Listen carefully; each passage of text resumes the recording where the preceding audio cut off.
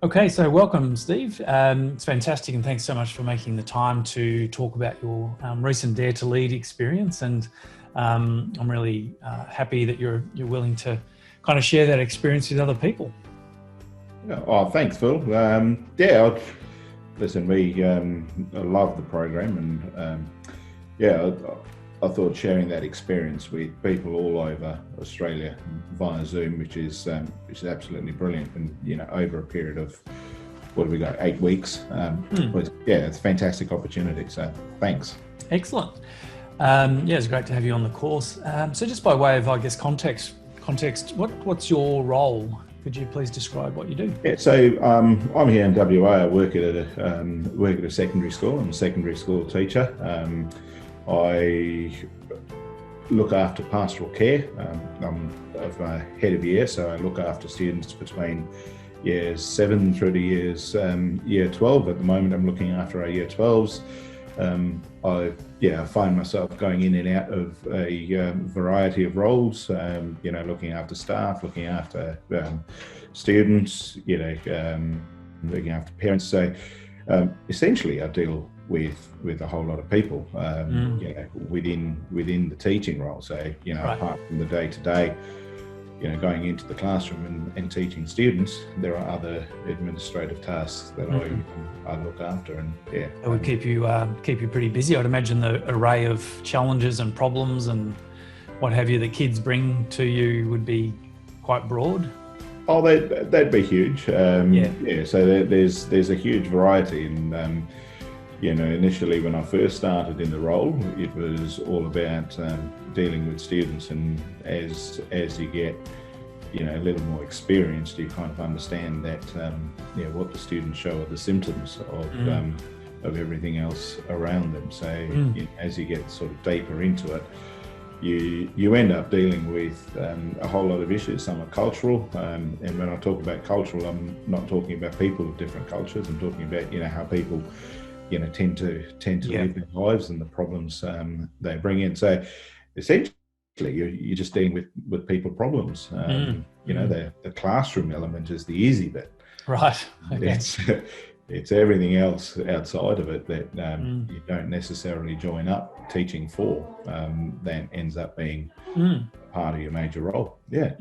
Okay, well, thank you. No doubt it's a challenging role, but good on you for doing great work. I mean, it's supporting the kids like that, is so important. Having had 3 teenage children previously, luckily they've just left those years. I know how challenging it can be, at least for, from a father's perspective. So, absolutely, no, it can be challenging, and I think the popular understanding is that as students get older, you can sort of step back, but it's just the other way around, isn't it? They need more support as the older they get. So, Okay, so it'd be great to hear about why you decided to join the Dare to Lead program with the Leadership Sphere. So listen, I came across Brené Brown back in 2015, and I did a lot of.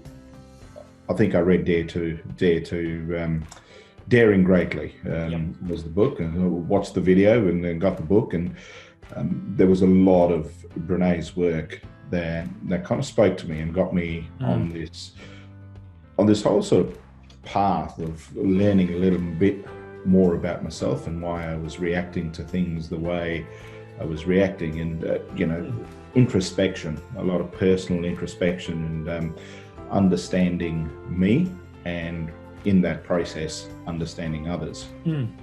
So I kind of went through the process, and then all of a sudden I had obviously I'd signed up to Brené's work, and I'd seen that she had, I think it was the year before last, that she had put out some information about training and programs coming. So I was watching, sort of keeping my eye on things, and I saw the Leadership Sphere advertised. So as soon as that happened, I got together a couple of mates who, have been on this journey with at work, and we sort of had to sit down and went, well, let's go to this. And then unfortunately we signed on, and then unfortunately COVID struck. Yes. And actually, I think that was more positive because we went online and the program lasted for 8 weeks instead of a 2-day, 16-hour program. So, yeah, well, so that was the journey, and that's why I decided to go on to the Dare to Lead program because of all the work that I'd done with Brené. I think I'm just picking up your point. I think the virtual program exceeded our expectations as well. It really did surpass our expectations, and we had the immersion. There's a place for the immersion programs. I think like 2 or 3 days, but I thought it was surprisingly good. And we've ran a couple of programs since, and they've equally been, just as good. And people have been super engaged, and the learning's been rich. And so, for me, that's been a really pleasant surprise. Sorry, Phil, but I think the time in between, where you get time to read, you get time to think, those conversations that we have online in your little meeting rooms, they are so rich, and you're talking to a whole variety of people from different backgrounds, and you get insights like you never do. In possibly what could be a really full 2-day or 3-day session. So definitely love the online version of the program. So. Excellent. What else was it about the program? I guess I'm just after your general experience. So you love the virtual, you love the 8 weeks and having that space in between, which we structured it that way to give people that reflection and kind of thinking space. I thought worked well. What other things did you like about the program? I thought you, Phil, yourself as a facilitator and the others who facilitated the program, the manner in which you went about it, and suggestive, as opposed to this is the way it should be, allowed us to think and offer opinions, and you're very, very welcoming of other people's opinions and ideas, and sharing them around. So I thoroughly enjoyed that aspect of the program as well. Oh, thank you for saying so. I think being able to create that safe space is critical. People come on a course like this with some trepidation sometimes, and I'm really pleased to hear that feedback, and we've had that feedback across the board that it did feel like a welcoming, safe space, and for me that's really important. Very much indeed, Phil. So well done. Excellent. Well, thank you. I guess the other question is, so what's happened since the course? What difference has it made to either your professional and or personal life? How have you kind of incorporated some of the learnings potentially? I think there are a few adages from the program that kind of come up from time to time, and I keep thinking about it. And one is clear is kind, or paint done for me, which I have been using a fair bit. And great. I think what that does is it allows people, I'll start again. So apart from those two adages, I think the awareness that I have of myself and the awareness of what other people are going through at the same time allows you to understand a little bit more about a situation, or you approach a situation from a very different perspective.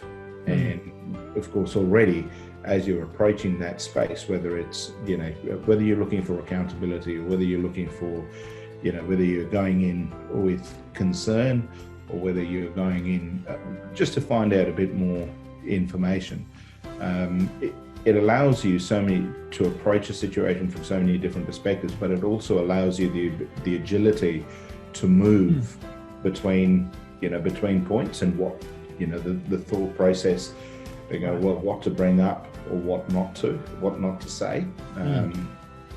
I think that awareness is critical, and I think that the Dare to Lead program has allowed that,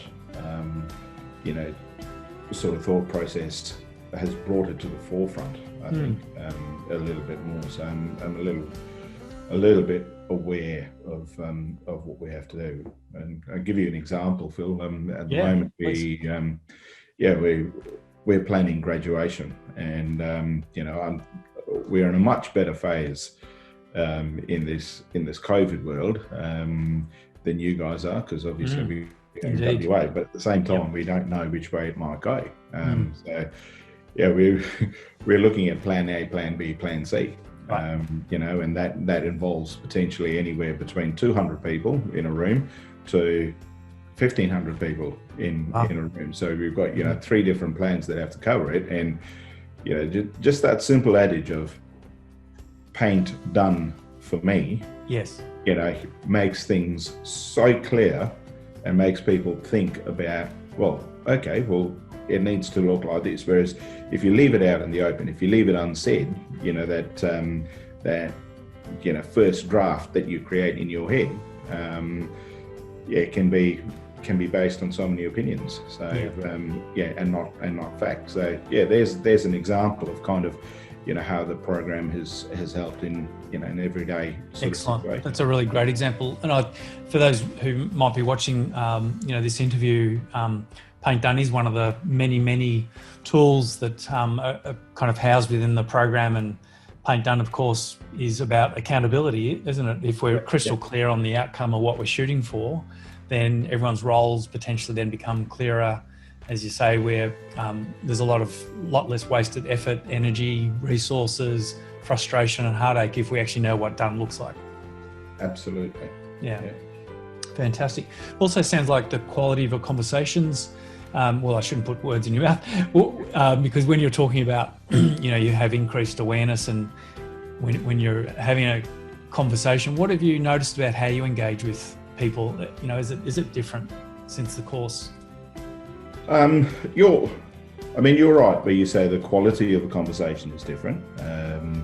I think you connect with people on a personal level first. And I think that awareness of going, when you're going into a conversation, you're going to go, hey, can you get that stuff done for me? It's more about, ensuring that the relationship that you've built is, you touch upon that bit first.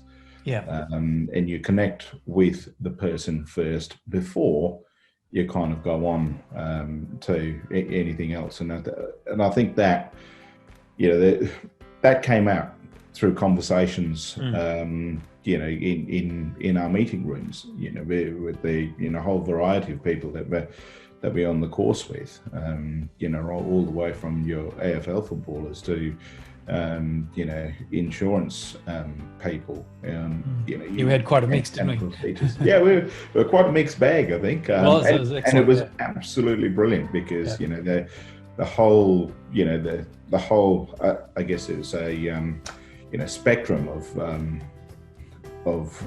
the workforce out there, and you get little snippets of information, and essentially you're dealing with people, no matter what it is that you're working on. And I think the program allows you to think about personal relationships first, and then hold people to account if need be. And by creating that space, personal relationship first, you're bound to get the best out of people. You're bound to get the answers that you're looking for, but it's also the respect and maintenance of a relationship first. And I think that's key. Excellent. Well, I hope I know the answer to this question, but I guess the last two questions, that's one question with 2 parts, is would you recommend the program, and if so, who do you think would benefit from this kind of program?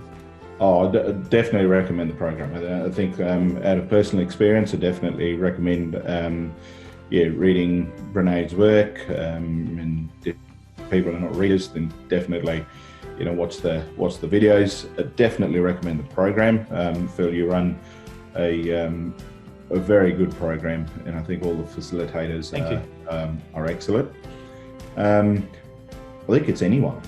I think whether anyone can attend the program, whether it was whether you're a teacher like myself, whether you're staying at home, because it affects personal relationships, and you get a good understanding about personal relationships, and you know, this could be, you know, relationship with your partner or anything, and you know, all the way up to you know, CEOs and, you know, AFL footballers or anyone in the sporting realm. So yeah, it's beneficial for anyone.